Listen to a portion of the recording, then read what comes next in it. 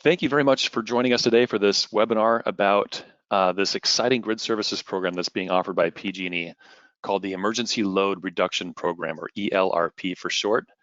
With Enphase equipment, such as our IQ batteries, the 3T and 10T series, you are now able to sign up for this program, sign your customers up for this program, and get some additional, add some additional value to their systems, give them a chance to earn basically some financial incentives directly from the use of their battery during these times when the grid is under strain and the utility wants to incentivize homeowners to participate to reduce load. We're going to get into all those little details in a little bit here.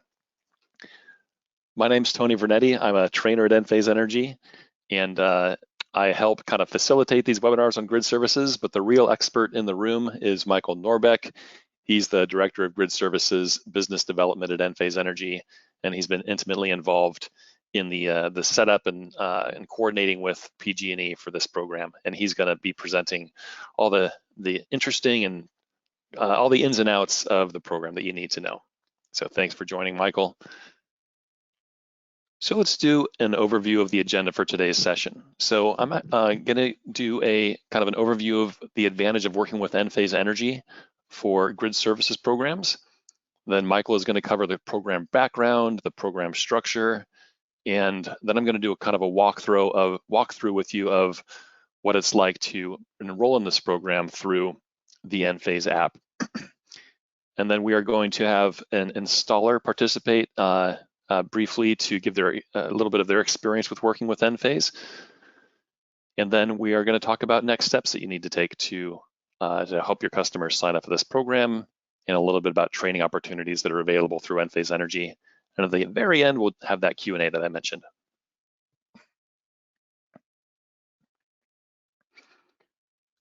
So let's start with the reasons why you should work with Enphase Energy on for grid services, for participating in grid services programs.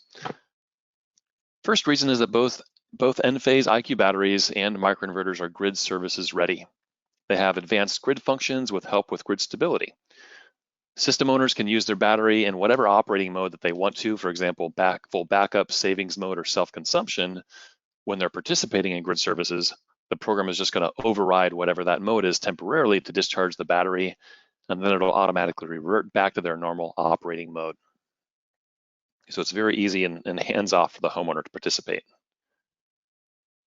We've worked really hard at making the homeowner experience best in class. With the homeowner's Enphase app, the owner can sign up for the program, they can manage their participation in grid services programs, and see data about their participation as well. If they happen to be prone to power outages, then they can set the reserve capacity of their batteries so that they can make sure that not all of the energy is used for grid services. So they have, say 20 or 30% set in reserve. So if there's an unexpected outage, they will have some power to get themselves through the night. Enphase offers 24/7 customer support, which is a rarity in this industry. We began offering that a couple of years ago when we realized that now that we're providing backup batteries to homeowners, we are essentially a utility provider for them at times. And we wanted to be available to homeowners and to installers 24 hours a day if they needed support. And the last thing I'll mention on that topic is that Enphase has increased its warranty for all batteries from 10 years to 15 years. The IQ Battery 3T and 10D, any of those batteries that were activated after July 1st of this year have 15-year warranties. And the new IQ Battery 5P has a 15-year warranty right out of the box. And lastly, there are benefits to installers as well. Installers who have helped their customers to sign up for grid services can use the Enphase Installer Portal, also known as Enlighten Monitoring, to monitor their customers' battery during events. We also offer a lot of free training to our installers on the topics of design, sales, and installation. And this training is available through a few different methods. First is Enphase University. It's an online learning platform. We also do a lot of on-demand and live webinars. Those events can be found on our website. And we also offer free hands-on training as well. We have multiple regional training centers around the country, and we also have a couple of vans that are outfitted with complete Enphase Energy systems or we can actually come to locations such as installers and distributors to do hands-on training there as well. And lastly, on the Enphase website, we do have a dedicated page for grid services that has tons of information about all the different programs that are available around the country for Enphase system owners.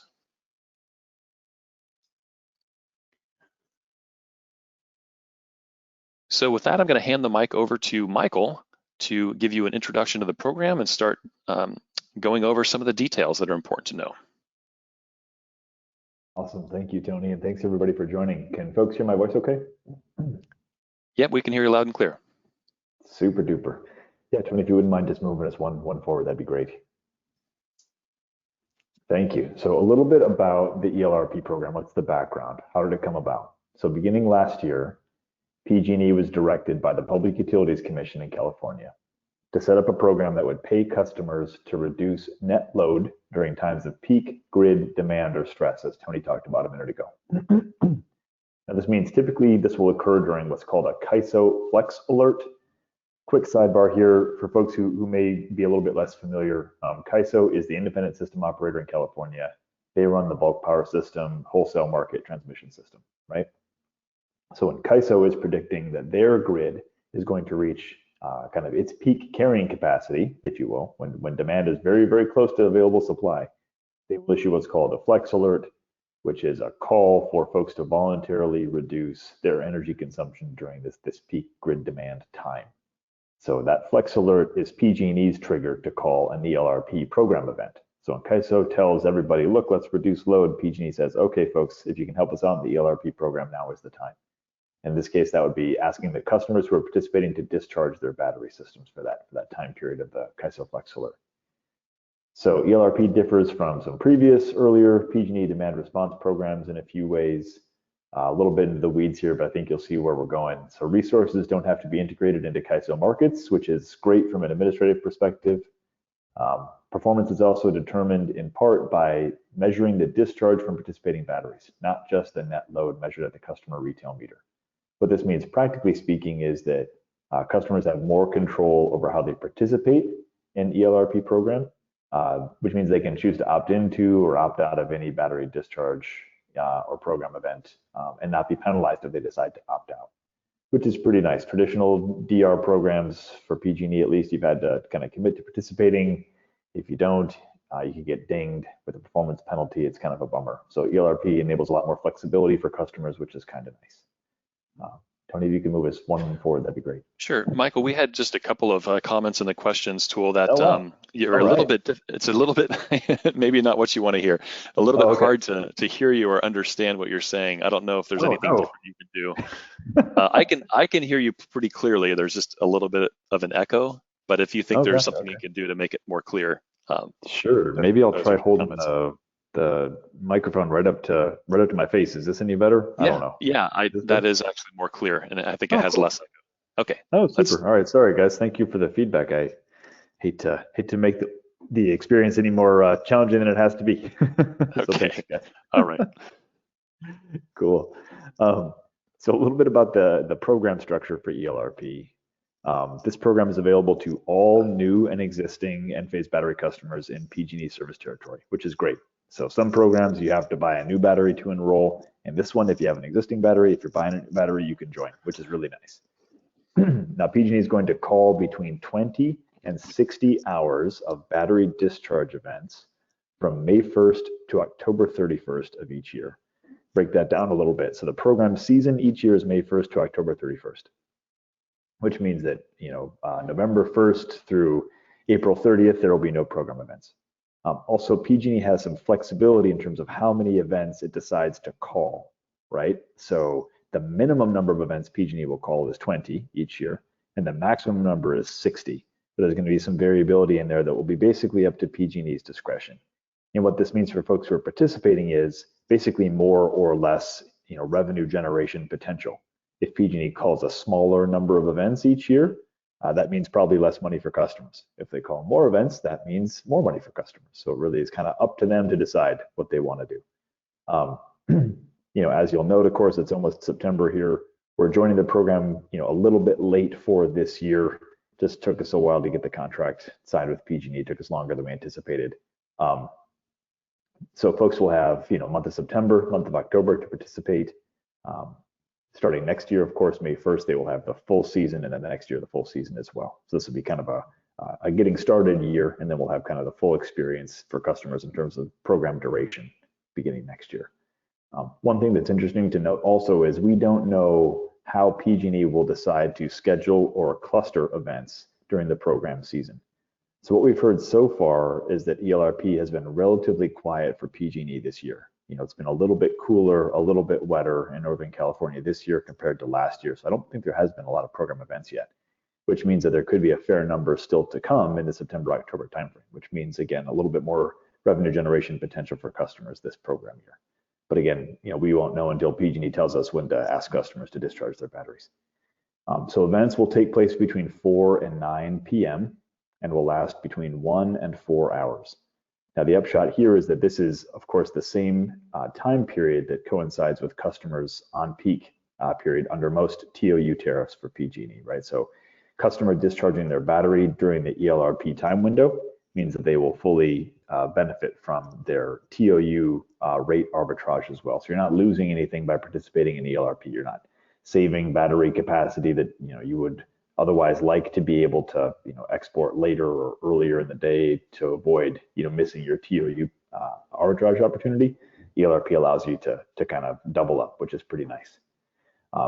During the enrollment process, customers will select the kW rate that they would like for their battery to discharge during the ELRP event, and the amount of kWh, which is what customers get paid for, so kilowatt hours, will be the kW rate times the duration of the event. So quick example, customer selects 2 kW to discharge from their battery, and the ELRP event lasts 2 hours. 2 times 2 is 4 kWh. So that's the maximum the customer could get paid for delivering during that event. So we'll double click a little bit more on how the customers get paid here.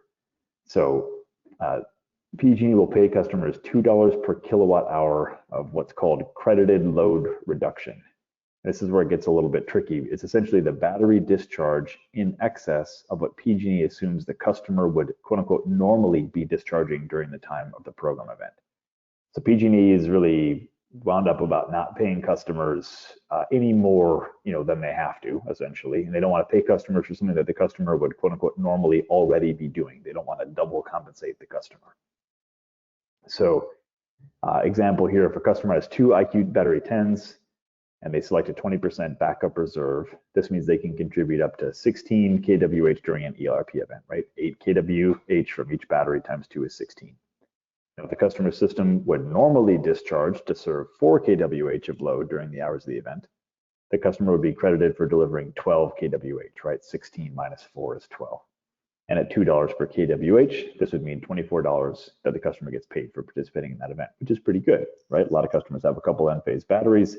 Means that there's a pretty good amount of income earning potential on an event by event basis. The key part will be, when does the customer's battery, quote unquote, normally discharge versus when is the ELRP event called? And that will be determined customer by customer based on PG&E's analysis of their underlying normal battery performance. If that sounds complicated, it's because it is, and it's kind of a black box to us. So we want to be really mindful about how we set expectations for how customers get paid here. But the short story is that customers can anticipate earning between about $100 and $250 for each full program year. So it's not nothing. We just don't know exactly how much it will be until PG&E does that individual analysis of each customer's performance. So again, customers can opt into or opt out of any program event via the Enphase app. We have a dashboard set up in there, which is pretty slick. They can see when an event is coming up. It's going to be scheduled for tomorrow at 4 p.m. Oh gosh, I'm worried that there's going to be a power outage, or I have a lot of people coming over and I want to make sure my power stays on. I'm going to decide not to participate in that event. That's okay. That just means that the customer would not get paid for the event that they don't participate in. Every event the customer participates in, chances are they're going to get paid. So it leaves a lot of flexibility in the customer's hands, which is kind of nice. So again, if we talk more about what that incentive value could mean for each customer, averaged out over a 12-month period, this would cover about 50% of the cost to lease a typical battery system. So that's not exact math, but you guys know leasing a battery for a customer will cost 25, 30, 35 bucks a month, something like that, battery system. So you average out the ELRP earnings potential over a 12-month period, and it's about half the cost of leasing a battery. which is pretty good, right? So you're covering a good chunk of your battery financing costs by participating in the program. So currently ELRP is scheduled to run through 2025. It may be extended, meaning the total incentive potential for each customer is about $750. We don't know for sure if it's going to be extended or not. You know, a lot of folks are working with PG&E to make an extension possible. We won't know for probably another 6 months or a year whether it gets extended, but we're talking about at least, you know, a good 2.5 years for customers to participate for now. And incentives are going to be paid by PG&E directly to customers. This will be likely via a one-time bill credit at the end of each program year. So Enphase won't be cutting the customer a check. PG&E will be adjusting their bill to reflect the value that they contributed in the ELRP program. That's, I think, all we had on this particular portion of the presentation. Tony, if you wouldn't mind moving us forward one. So Michael, we had several questions that came in, and cool. I think we should probably just address them now instead of at the end, since everything you went through is kind of fresh in people's minds. Yeah, perfect. So the first one is interesting. It has to do with NEM 3.0, and it's from Bill. They want us to cover the connection, if there is any, between NEM 3.0 or net billing, the net billing tariff, and ELRP. Are they related in any way, or do they really have nothing to do with each other at all? As far as we understand, they're completely separate. So you can be under a NEM 3.0 tariff or NEM 2 or NEM 1, and you can participate in the program. You know, one thing that's interesting to think about is, of course, the amount you get paid for exporting from your system under, you know, the NEM 3 tariff, of course, is going to be lower than you get under NEM 2 or NEM 1, which is a bummer. We all know that's not great. However, the amount that you get paid for participating in ELRP will not change, irrespective of the tariff that you're on. So you will still get $2 per kWh that you contribute that's credited for you as part of the ELRP program. So in a way, I guess, depending on, you know, what the customer's load is doing, participating in ELRP is a way to help gain more revenue for the customer under the NEM 3 tariff. Right. That brings up some additional kind of questions in my mind, actually, because people that are participating in, or not, people that are under the NEM 3 tariff that have a battery have an opportunity to export energy during specific hours, namely from 6 to 8 p.m. in September, and get a very large amount of credit, even more than the ELRP program. So during those hours, just be interesting to see how the two kind of interplay. The customer obviously would stand to benefit from exporting their battery energy at the maximum rate during that 2-hour window under NEM 3.0. And I suppose then if there happened to be a grid event during that same time period in September, then PG&E would just, Michael, do you know how that would work? Would they just kind of override the exporting, or is that something we should check with our software team on how that would work? Yeah, no. So if there is a you know an ELRP event that occurs, you know, at a particular time, you know, let's call it 6 to 8 p.m., and the customers decide they want to participate in that event, then we would discharge that customer's battery at the selected kW rate for the duration of the event. So essentially, if the battery would be discharging for, you know, the net billing tariff purpose at that same time, it wouldn't be affected at all. The one difference would be, you know, let's just say, not to get too deep into the weeds here, but let's just say the customer, under their normal underlying battery profile setting, you know, wanted to have their battery start discharging at 6:30 p.m. that day, but the ELRP event was at 6 o'clock that day, and the customer said, I want to participate in this event. Then the battery would start discharging a little bit earlier than it otherwise would, because the customer decided to participate in the event. But there will be no, you know, as soon as the ELRP event is done, the customer's settings, Tony, as you mentioned earlier, for their battery profile will revert immediately. So customer's battery would snap back to doing exactly what it would otherwise do outside of the ELRP program as soon as the ELRP event is done for the day. Okay, great. So in a nutshell, the ELRP is going to override whatever operating mode it's set in for that period of time of the event, and then after the event's over, it'll just go back to what it would have been doing under the normal operating mode or smart profile. That's it. Yep. All right. Thank you. Okay. Next question is, how are the assumptions of normal discharge calculated or determined? Yeah, that's a great question. I wish there was a simple answer, because I feel like as soon as I start dragging us down this rabbit hole, we're never going to get out. Sorry, guys, if this gets really boring really quick. But essentially, PG&E is asking Enphase for a certain amount of historical data for each individual customer. So I think we've agreed to, it's either 30 or 60 days, and we're going to be delivering that to them over the next few months. It's a lot of customers, right? So we got to get it to them in manageable pieces. PG&E will use that data to determine what they call customer-specific baseline. So that baseline energy usage and battery discharge, right? So they're going to have data on what the customer's residual load is and what the battery is doing for everybody who wants to participate in the program, right? So then they will have to, again, establish that customer by customer baseline, and that will be kind of the starting point against which the customer's performance as part of ELRP will be compared, right? So I'm not sure if that provides the clarity we're hoping for here, but essentially it's going to be customer by customer based on PG&E's assumptions and analysis around customers' normal energy use and battery discharge. Okay, next question is from Kyle. Does this credit apply to customers both within the outage area as well as surrounding areas?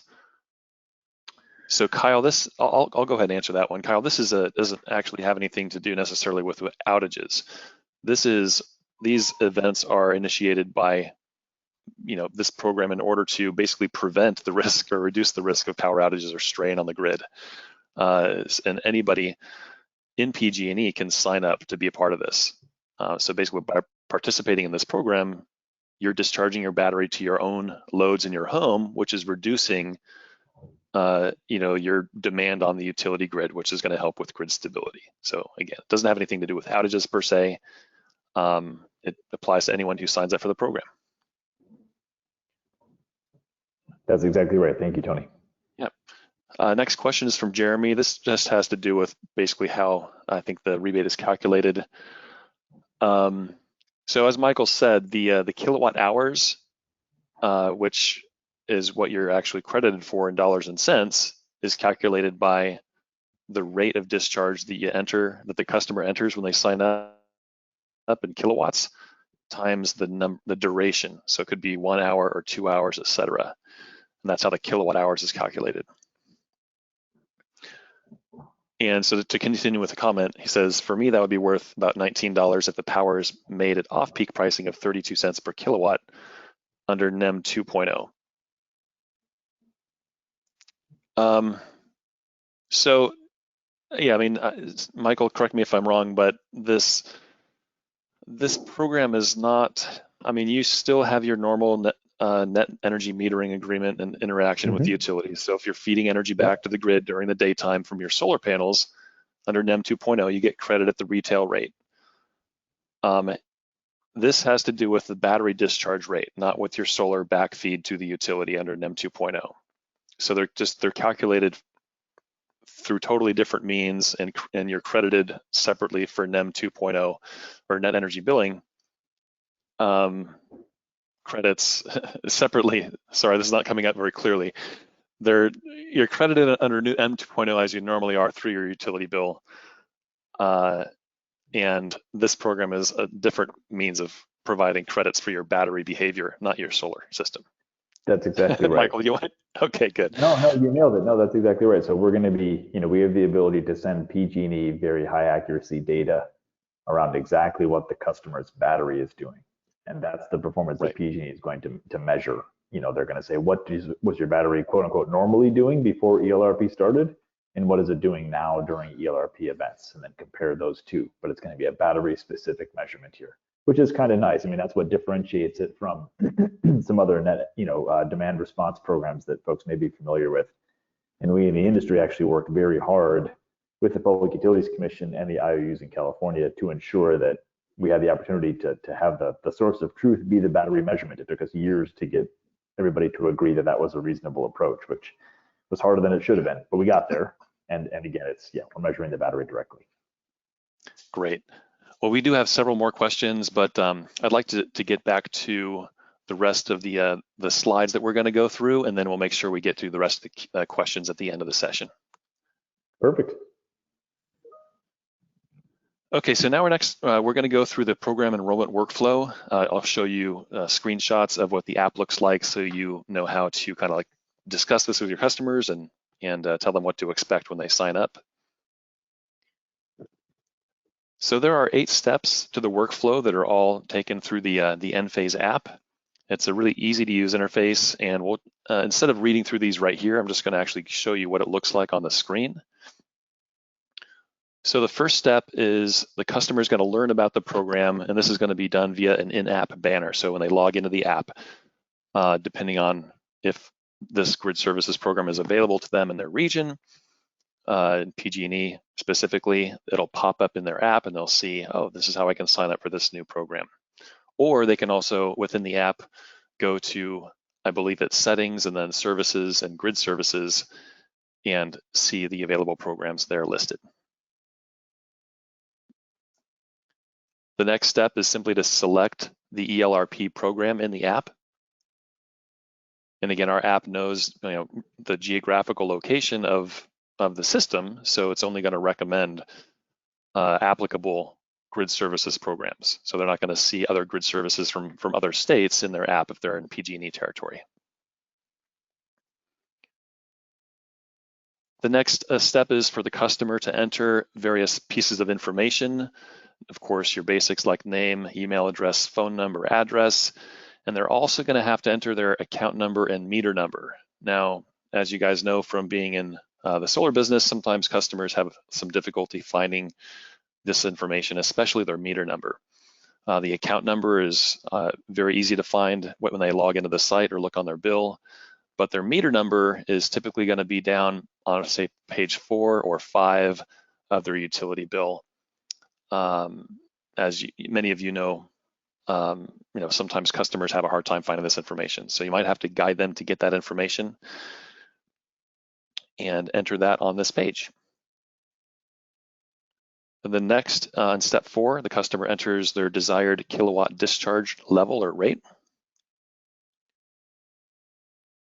And then the customer reviews the program's terms and conditions forms, and then they can sign electronically right in the app. This is a lot easier process than we have with other grid services programs, which is great for participants. You don't have to download forms and sign them and then scan and upload them. Everything is done within the app, including the electronic signature. Then once this is all submitted to PG&E, they typically get verification within about 4 to 5 business days. If everything is entered correctly, PG&E will approve the application, and then the customer is enrolled in the program. Michael, is there anything that you'd like to add about this process? No, Tony, that's really helpful. Thank you. So here, get the mic closer to my face again. One thing, just as a resource that folks will have at their fingertips, is a quick guide on where to find the PG&E meter number and account number. And Tony, you and I were doing this yesterday. It's like on page 5 of the customer's PG&E bill, which is not the easiest place to find. So the customer can download their bill, online by logging into their PG&E account and pull up a PDF of it, and then would just scroll to, I think it's again that page 5 that'll have those 2 numbers on it. Perfect. Yep. Thank you so much, Tony. And we happen to have that bill handy. Yeah. Sorry to interrupt. No, you're doing great. Yeah. So this is your standard PG&E bill. This is for actually my home, and I have a solar system, so this is going to have all the information about net metering credits and stuff that a customer who has a solar and battery system would have. So just to point out where the meter number is located on this bill, you have to go all the way down here to page 5 under service information. On the upper right-hand corner here, we have the meter number listed. And then the account number is still a little bit higher on the page, I think, right? Yeah, that sounds right. Yep, the account number is going to be at the top right of every single page of the bill. Yep. Perfect. And we have an FAQ document that is in that will show up in the customer's app. They'll be able to pull up a PDF of it directly in the app, and it will also be on our program webpage, which will be online within the next couple of days. That has those 2 fields circled in red.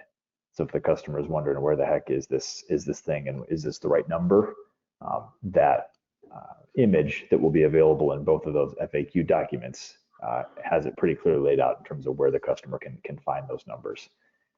And so, working with your customers to make sure that that information is entered accurately will I think be a great thing if you guys can do it. I know it's not super fun. We asked PG&E if there's any other way to identify the customers. They wouldn't have to enter that information on their phone, and they said no. We tried, but we couldn't get there. So we're hoping that this will be relatively straightforward if folks reference the FAQ and have their hand held for a minute. I think a lot of folks are going to get it right. Some may not, and if they don't, that's okay. It just means that we'd have to send PG&E the information we have. They may say this number doesn't match our records, and we'd follow back up with you to get the customer to re-enter it and start the whole process over again. But that'll take a couple of days. So just for you guys to be aware, we're thinking that maybe probably the only really potential tricky part for enrolling is just entering that information correctly. But hopefully, again, once you guys get a few reps under your belt and customers get comfortable with it, it shouldn't be too bad. All right, thank you, Michael. Now I'd actually like to introduce Scott Woods from Solar Revolution. Scott is agreed to join us and provide kind of like an Enphase installer testimonial for us and speak a little bit about his experience working with Enphase. Scott, are you there? I am, thank you. Okay, great. I'm glad that we're able to have you participate today and that we're able to figure out the technology to dial you in. So thanks for joining. My pleasure. I'm excited about this new revenue source for our customers. It's an added layer for our sales presentation. I think it's going to encourage homeowners to increase the battery capacity, the storage capacity. And I've been doing the math in my head. I've got some presentations later today where I would have ordinarily recommended a 10.08 backup system, but now with all the talk of this additional revenue, I'm going to recommend a 20.1 and look at the numbers. If you discharge 10 kilowatt hours daily, it's a significant revenue source. Yeah, absolutely. And a thought that I had earlier, Scott, was this may be an opportunity for you to reach out to your existing customers that already have batteries as well and kind of touch base with them and see if perhaps because of the incentive they might get, they would get through this program, they could potentially consider increasing their battery capacity above what it already is.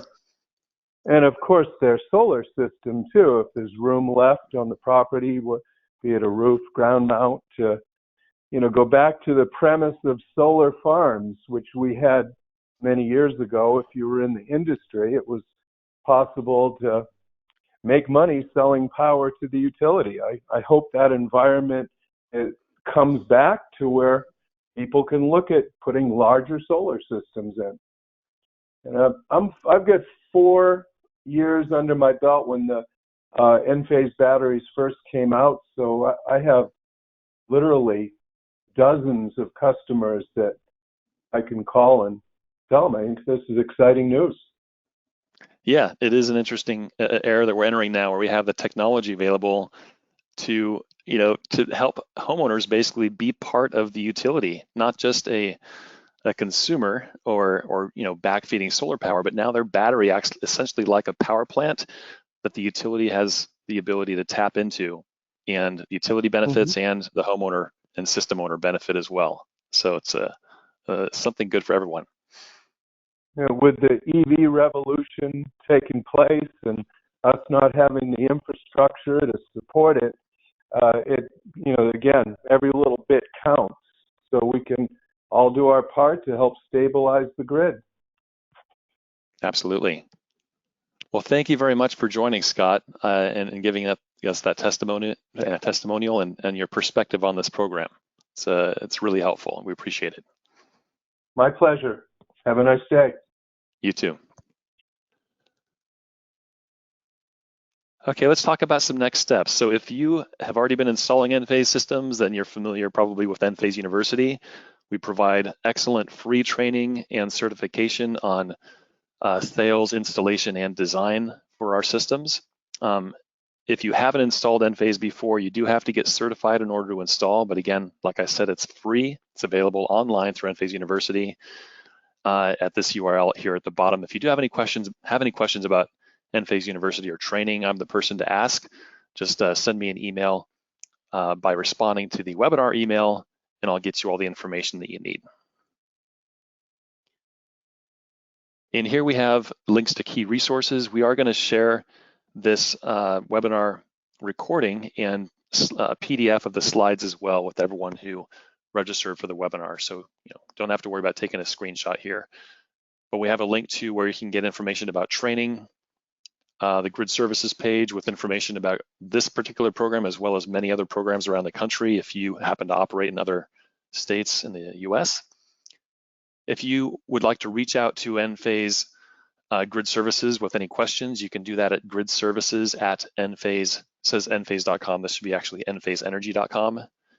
And then we have contact information for regional sales managers in the PG&E territory, such as Laird Sanders, who's online, as well as Jay Herman, who's online as well. So now let's come back to the questions. Michael, I hope you have a glass of water next to you. We've got lots and lots of interest in questions here that we'll try to get to. Hey, that's great. That's great. All right, so just bear with me while I find where I left off. Okay, question from Amit. When does enrollment begin?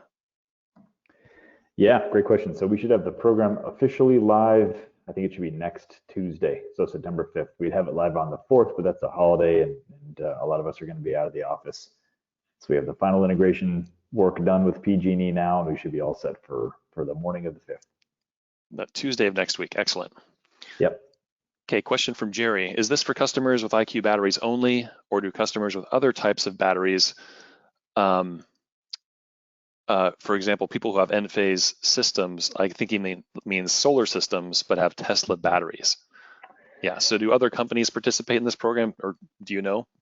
Yeah, I mean, just in the interest of full transparency, yeah, Tesla got started with this one, I believe, last year. They were a little quicker out of the gate than we were.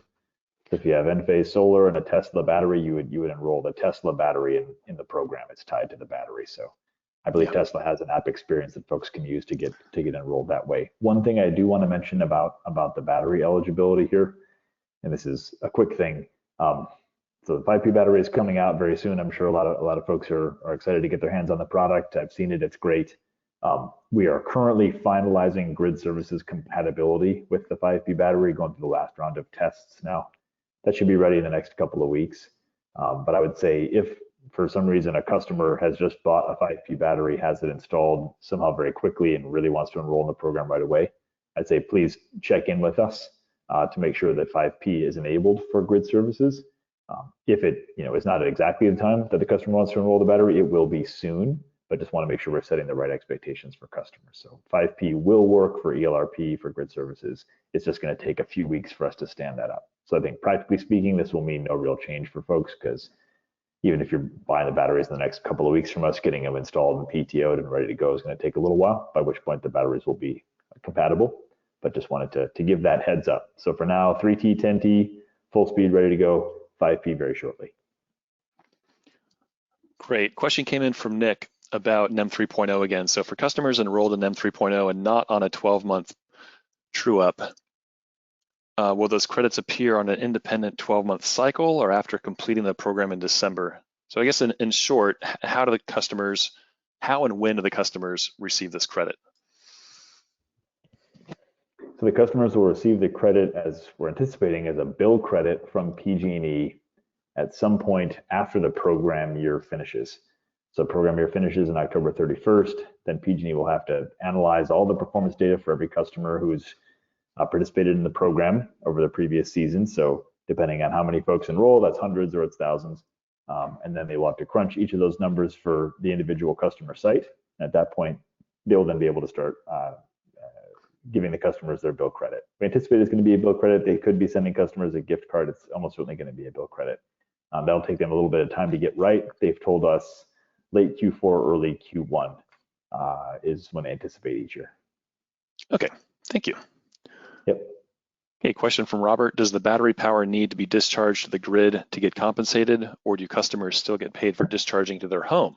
Very good question. Great question. So the answer is any battery discharge, whether to grid or to home, counts. So again, we can measure exactly what the battery is doing, and the key piece is that the battery is just discharging.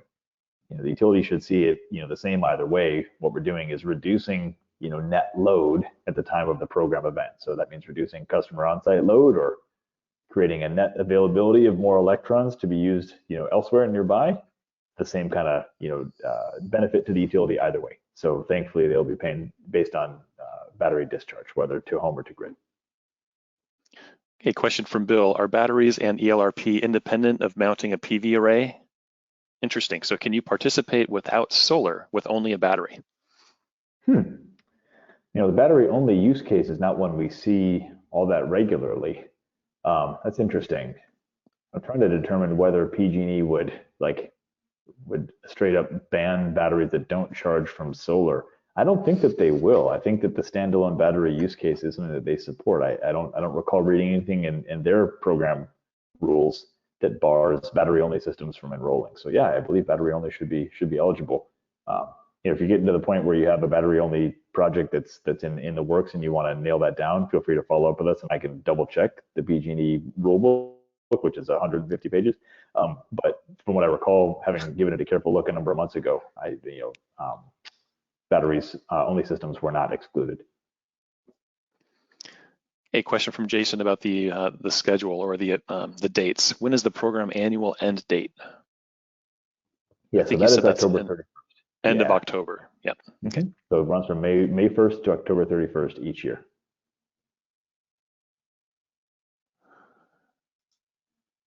Okay, question from Bill. If a site is set up with PCS or power control systems, I assume the customer's export will be limited during an ELRP event. Will the maximum amount of export available to the customer to choose to take into account PCS as well as equipment size? Michael. Yeah, that's a great question. So PCS is an underlying inverter setting that will not be overridden by a grid services event, right? So a couple different ways to look at this. You have the underlying battery profile, savings, full backup, or self-consumption. That the ELRP program event would override. But if it's PCS, which again, to the point that was made, directly impacts the amount of power that can be discharged from the battery to the grid, that setting will not be overridden by an ELRP program event. So if customer has PCS set up, that could mean that they may make a little bit less money during the program events than some other customers who don't have PCS could, but the customer could still select whatever kW rate they would like the battery to discharge at. They just may not get that full kW rate actually discharged depending on what their load is as compared to the PCS setting. Yeah. So I hope that clarified in a way that was useful. Yeah, I think that was clear. I mean, the point is the PCS setting is there to protect the conductors in the system to keep it safe. So that can't be overridden for any reason. Yeah. Correct. And a question from Jeff: how would this work if a customer is on a CCA like Sonoma Clean Power? Oh yeah, good question. Let's see. So the customer will have the option to participate in ELRP basically irrespective of where they are located, which is pretty good. We have, Sonoma's an interesting example. I would say stay tuned for some very interesting news for Enphase and Sonoma in the next couple of months. Can't discuss it publicly yet because we don't have any formal documentation fully in place yet, but you'll see something pretty cool coming from us and them very shortly. Also, we've been doing some partnership work with one of our installers in the Sonoma territory where they are enrolling some customers in another grid services program. So essentially, customers in Sonoma territory in particular will have a few different options for what they may want to enroll in. Customers can only be in one program at a time. For other CCAs in PG&E service territory, what Marin Clean Energy or Peninsula Clean Energy or East Bay Community Energy, all these folks are fully eligible to participate in ELRP, and this would be the only program that Enphase is currently offering for those CCA customers and PG&E in those areas. Okay, question from Jose. So if a homeowner is better, excuse me, read this here.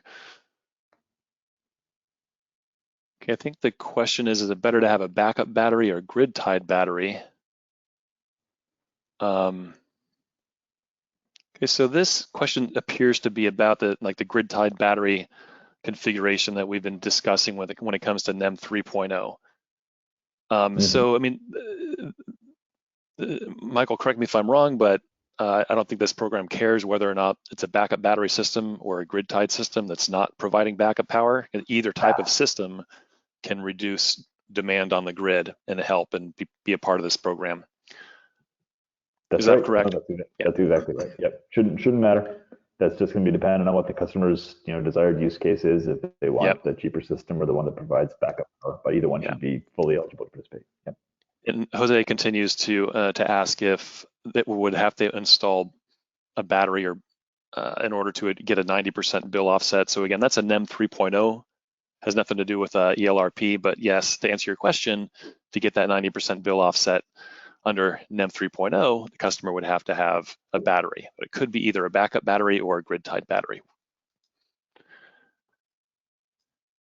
Okay, it's really interesting to see all the NEM 3.0 questions come in because, there are some similarities in terms of like getting compensated for exporting battery energy between the two. Sure. So this question is, how does the current NBT or net billing tariff peak credit of $2.65 from 6 to 8 in September and the ELRP program combine and calculate? We talked about this a little bit earlier, and I think it's perhaps not super clear how they're going to interact, but our understanding is that if you enroll in the ELRP program, when that event is called, it is essentially going to override the battery behavior that would normally be happening, whether it's exporting energy for NEM 3.0 purposes or whether it's in self-consumption or whatever the other operating mode is, the ELRP event is going to override it. That's right. Yep, that's right. Yeah. And so customer, if hypothetically, customer's battery would be discharging at a certain, rate, maybe the full kW rating during that on-peak period for the net billing tariff, and an ELRP event were called for that exact same time period, the customer wouldn't get paid for both. They get paid the $2.65, right, for the on-peak tariff, and not the $2 for the ELRP program. But if there's a little bit of a difference between when the on-peak period started and when the ELRP event started, the customer would get paid for the first one to start first. If a customer was really motivated to make sure that they didn't lose any potential savings under the net billing tariff for that particular couple of days in September, they could just opt out of an ELRP event that was scheduled during those days if they wanted to be super, super sure and careful. I think practically speaking, we'd be looking at very, very limited foregone customer compensation, ELRP versus net billing tariff, just based on the way that the two periods overlap. Okay, question from Chuck. Is cellular connection for Enphase reporting required? I'll answer that, Michael. So yeah, cell modems are required for any Enphase system that has a battery. It has nothing to do with ELRP and reporting. It's just a requirement in order to commission the system so that we always have a backup internet connection to the system to help us monitor and troubleshoot just in case the homeowner's Wi-Fi or their home network fails during a grid outage. Thank you, Tony. And I will add to that, I talk with our field application engineering team all the time, and they are, they may have communicated this to you guys already, maybe not. They do encourage folks to commission batteries, using Wi-Fi or Ethernet. You're just going to have a more robust result. We're going to be able to do any remote diagnostics on the customer system more effectively, using a wired or a Wi-Fi connection. We'll have that much greater fidelity for being able to send discharge signals to the customer's battery and get good quality data back. We can do it, if the customer's if the customer's cell connection is good, of course we can, but the customer will have probably a better experience overall with their battery system and with the ELRP program if they're on a Wi-Fi or an Ethernet connection, though cell is the backup, as Tony mentioned. All right, question from Donato. And just in general, he says, how does the process work? Owner receives a notification for an event an hour before the discharge or at real-time discharge is required. I guess how much time does owner have to determine whether to participate or not in the event? Yeah, so how much advance notice will homeowners typically have?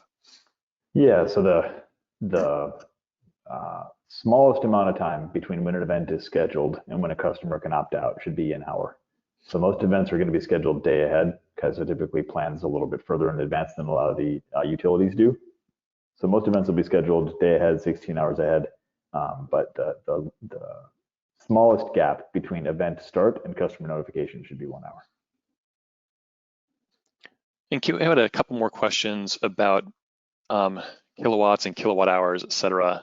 One question, for example, is how can they choose how much kilowatt hours to discharge? Oh yeah, great question. Yeah. We're working on enabling that via the customer app. That may be something we're able to launch for next program season.